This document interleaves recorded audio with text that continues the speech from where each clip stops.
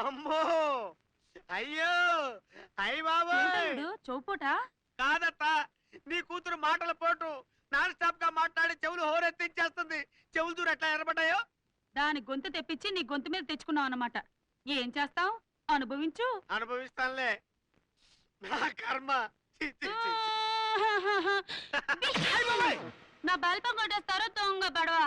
నీతో ఖర్చు నీ బలపం ఏంటి, నేను కొట్టేయటం ఏంటి?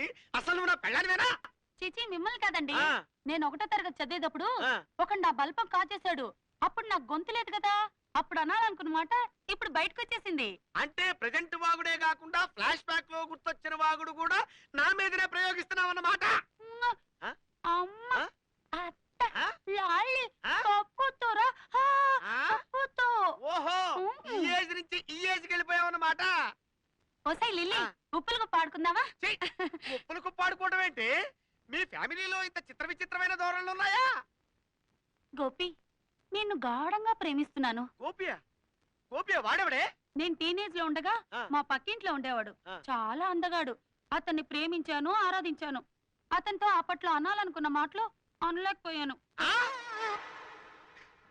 సర్లే, టాపిక్ మార్చు, టాపిక్ మార్చు.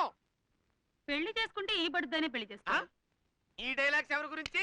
మీ గురించేనండి. ఆహా, అందరూ నీకు సుందరాంగుల్లాగానే కనపడతారు, నేను ఒక్కడే బడుదేలా కనపడతాను అన్నమాట. అంత ముద్దొస్తానా?